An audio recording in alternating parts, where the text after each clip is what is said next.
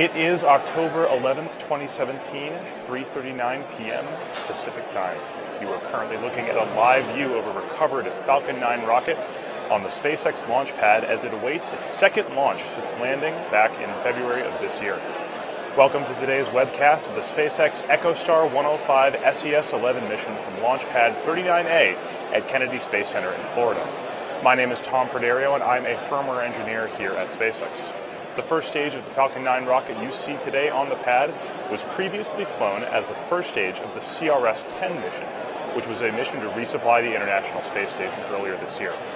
Today we will deliver the Echostar 105 SES-11 payload to satellite to a geostationary transfer orbit target, which is what you'll hear us call GTO throughout this webcast. Today's launch will be our fourth launch for SES. The first was SES-8 back in December of 2013, and the most recent was SES-10 in March of last year. This is also our second launch for Echostar, the first one being Echostar 23 in March of this year. And with previous GTO flights, geosynchronous transfer orbit, we will be attempting to recover the first stage of our rocket on the drone ship Of Course I Still Love You, which is currently stationed off the coast of Florida in the Atlantic Ocean.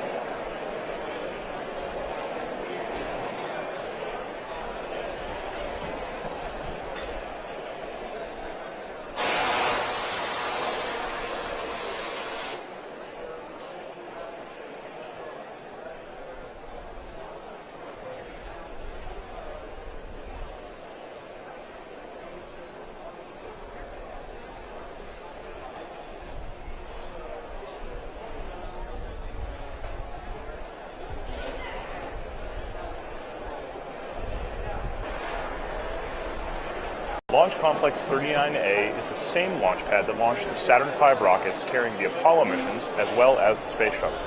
SpaceX leased this pad a few years ago and started launching from the pad at the beginning of this year. We've constructed a massive hangar that can house both Falcon 9 and Falcon Heavy, which of course has 3 first-stage boosters instead of just 1. The vehicle you're looking at today was rolled out of the hangar and raised to vertical on the launch pad about 24 hours ago. As you can see in your stage, it's currently still mated to the transporter erector, which carries it out of the hangar. You can see the rocket has 2 stages. The first stage is about 70% of the height, and the second stage is the remaining 30%. These are both made of an aluminum structure connected by a composite interstage. On the very top is the fairing, which is made out of a composite material as well, carrying the Echostar 105 SES-11 payload. Once that first stage launches today, it's also going to be attempting to return into the atmosphere and land on the drone ship Of Course I Still Love You, which is our East Coast drone ship. This will be our 18th landing, with the most recent landing attempt occurring just a few days ago on Monday, which was the Iridium 3 launch.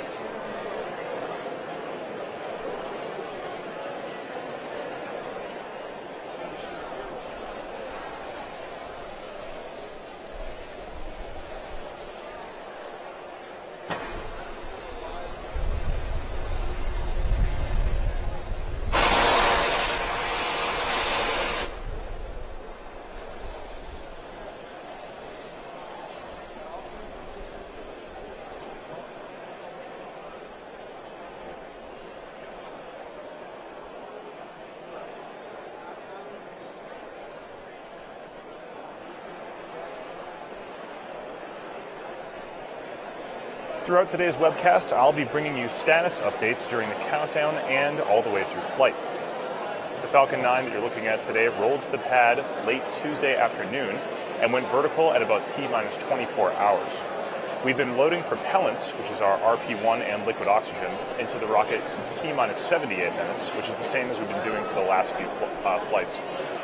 The current generation of Falcon 9 has its go, no-go pull at about T-minus 2 hours. And as you can see, that go, no-go pull went well, and we are currently in the process of loading fuel. Loading fuel on the second stage is nearly complete, and we're topping off on the first stage. LOX loading is in progress. We've done the initial load, and we're currently in a planned pause phase while we load helium to the final flight mass. Once we confirm we have enough helium, we'll resume LOX loading at about T-minus 2 minutes. Currently, the Echostar and SES team has reported that their satellite is in great condition and ready for launch. The range is also reporting ready to support the launch today. The area was cleared, the entire area around Pad 39A was cleared for flight this morning and last night. At SpaceX, we monitor several weather conditions, one of which being low altitude winds, another being upper altitude winds, and also rules like anvil cloud rules and lightning conditions. As you can see on your screen, it is a beautiful cloud-free day at Cape Canaveral. Couldn't be more perfect weather for a launch. So with all stations currently indicating go, let's take a closer look at the countdown clock and watch the rocket as it approaches liftoff.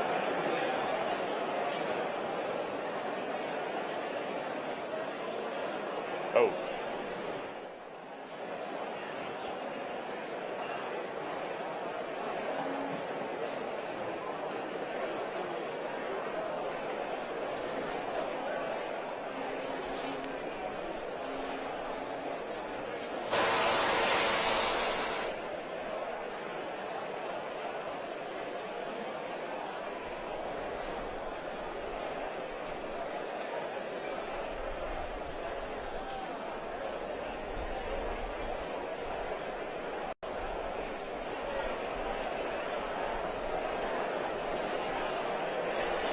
As we said before, today's payload is the Echostar 105 SES-11 satellite.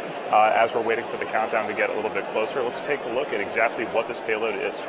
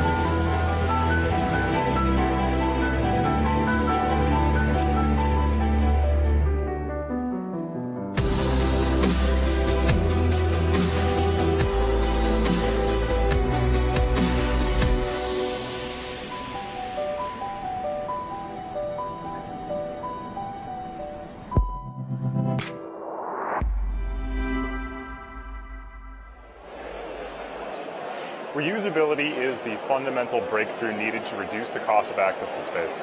A fully and rapidly reusable rocket, which has never been done before, is the key to establishing not just outposts, but also self-sustaining cities on other planets. Now, the cost of fuel for each flight of the Falcon 9 is only about $200,000 to $300,000, which is only about 0.4% of the cost of the rocket. The majority of the launch cost comes from building the rocket, which, if it only flies once, makes for a very expensive ride. However, recovering and reusing the rocket multiple times, the way a commercial airliner is reused over and over again, significantly reduces the cost of an individual flight, since the capital expenditure to build the vehicle can be spread out over many flights. Being able to reduce the cost of the rocket and reuse it has the potential and is the key to establishing a city on Mars. We need to get the cost of a launch down to a level where a critical mass of people can actually afford to go.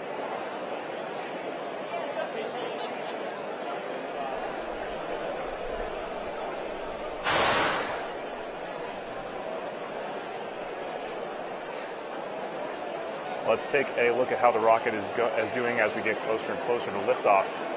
The first stage and the second stage of the rocket are almost fully loaded with about 1 million pounds of propellant and liquid oxygen in total.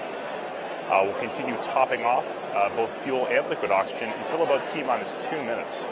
At T-minus 7 minutes, we had an engine chill, which is when we flush those engine compartments of the Merlin 9 engines with cold liquid oxygen to get them to their operating temperature. The next few minutes here, as we get closer, here are the next things that are going to happen. First of all, that strong back transporter erector to the left of the rocket is going to retract slightly and then fully recline as the rocket leaves the pad so it can clear. The rocket is currently also pressurizing with helium. A good part of the rocket's strength comes from the pressure inside the tanks, and we use helium to create that pressure. At about T-minus 60 seconds, the rocket's internal flight computer is going to take over. You'll hear a call out on the launch net saying Falcon 9 is in startup. So let's recap. The payload is sounds like the teams are saying the payload is good to go, range is good, and weather is crystal clear. Let's listen in to the last few minutes of the countdown.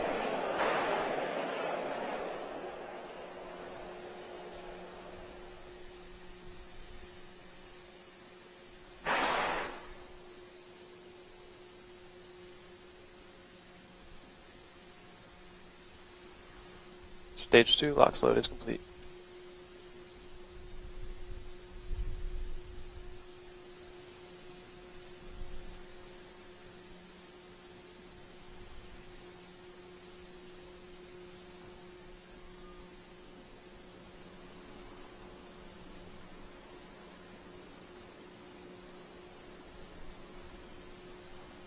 Vehicles and self-align. Vehicle gas closeout started.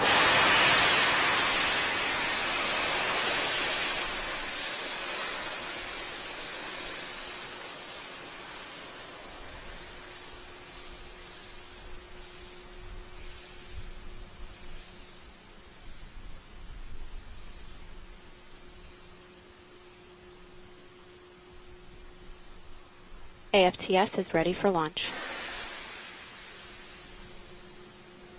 F9 is in startup.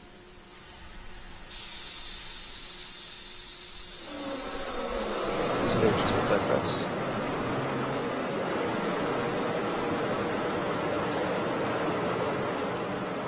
T-minus 45 seconds, probably go for launch.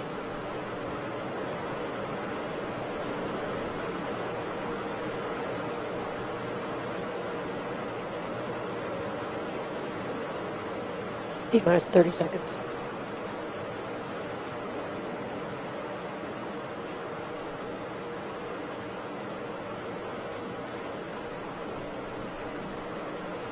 Stage 1 final flight press.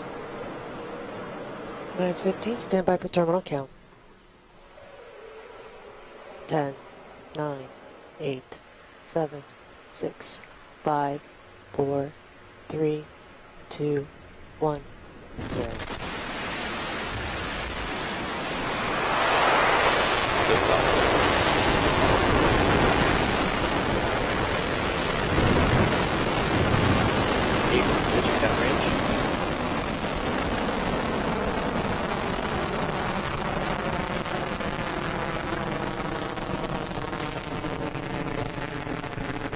Stage 1 prop looks good.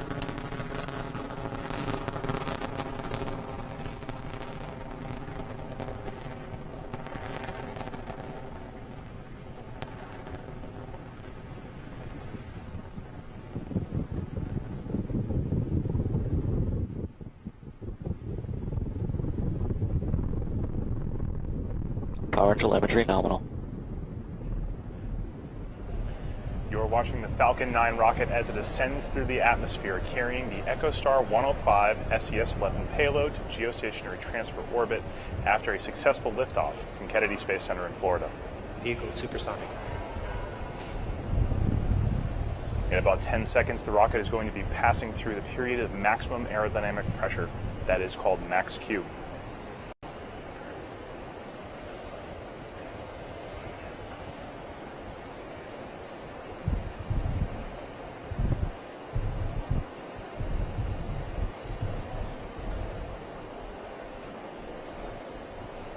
Those 9 Merlin engines currently thrusting produce the thrust of five 747s at full thrust. That's how much power the Falcon 9 is producing right now.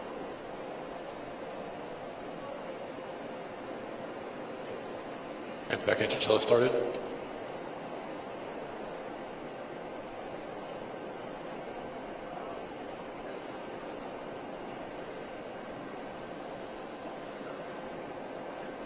In about 30 seconds, those 9 Merlin engines are going to shut off in an event called MECO, which stands for Main Engine Cutoff.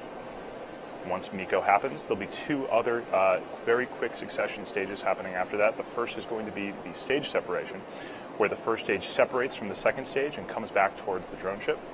And then after that, second engine start 1, which is when the Merlin vacuum engine on the second stage ignites to carry the payload the rest of the way to orbit. Stand by for MECO very soon.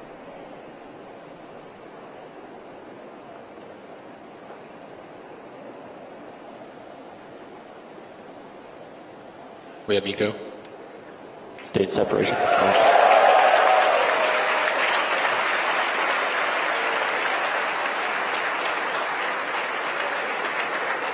And back ignition. You can hear the applause from Mission Control. It looks like that we had a successful MECO, main engine cutoff, successful stage separation, and a successful start of the Merlin vacuum engine on the second stage. For those of you just joining us, on the left-hand side, you can see the first stage of the Falcon 9 rocket currently expanding its grid fins, getting ready for its descent back down through the atmosphere. And on the right-hand side of your screen, you can see the engine nozzle of the Merlin vacuum engine on the second stage. In about 10 seconds, we're going to see the fairing, which is protecting the Echostar 105 SES-11 payload, deploy from that second stage. There it is.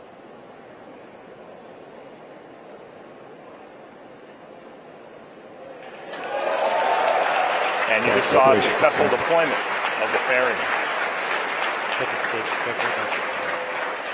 Fairing is only needed while in the dense region of the atmosphere to protect it from aerodynamic loads. Now that we're out of the atmosphere, we can jettison it.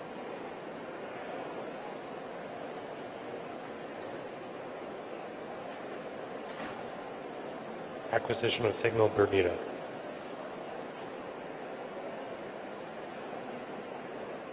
You can see those cold gas thrusters on the left-hand side of your screen. Those help orient the first stage of the rocket so that it's pointed in the right direction as it comes back down through the atmosphere.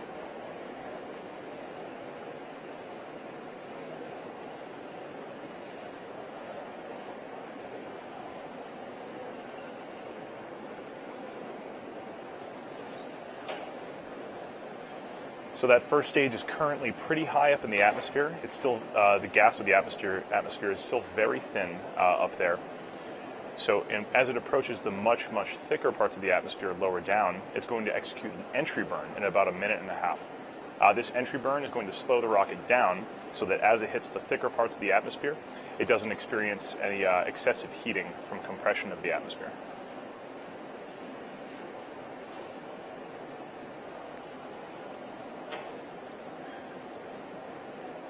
When on the launch pad, the Falcon 9 rocket is actually, the weight of the Falcon 9 rocket is actually about 90% fuel.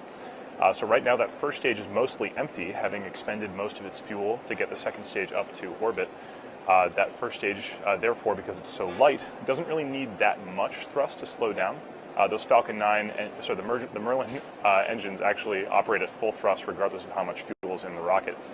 So the entry burn is only about a minute long. 20 seconds long. Entry burn is only about 20 seconds long, starting in about a minute.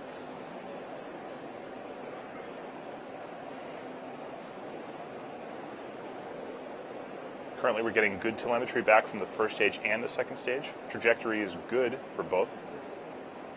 And the engine chamber on the Merlin vacuum engine is holding steady.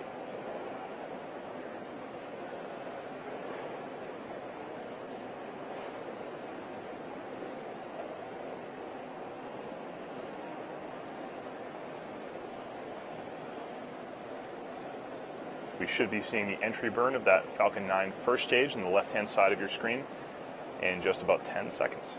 Stage 1 AFTS has saved.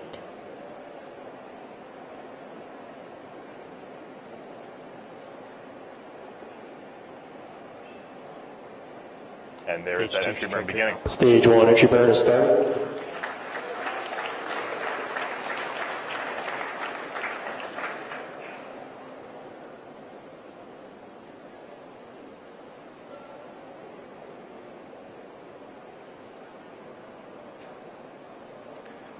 Still getting good telemetry from the second stage as it continues to climb, carrying that Echostar 105 SES-11 payload to its intended geostationary transfer orbit.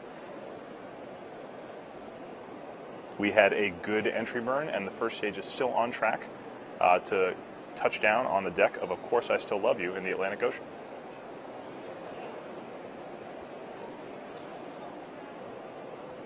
Drone ship AOS.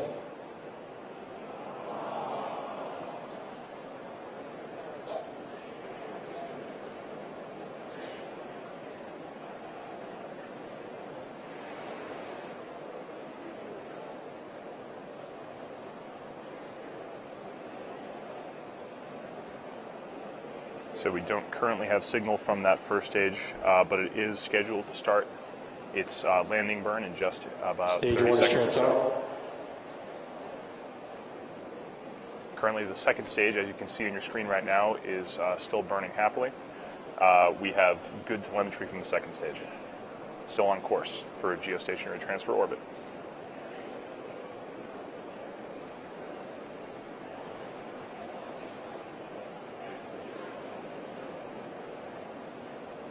Stage 1 landing burn is started.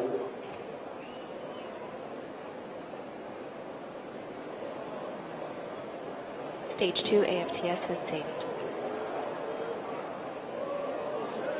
This is video from the drone ship, Of Course I Still Love Landing You. legs have deployed.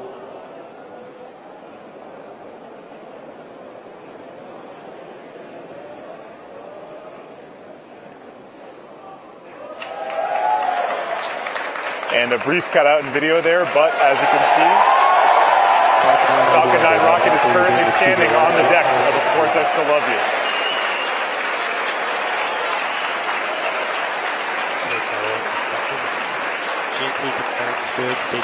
Yet another successful landing of a Falcon 9 first stage. This is our 18th successful landing of the Falcon 9 rocket.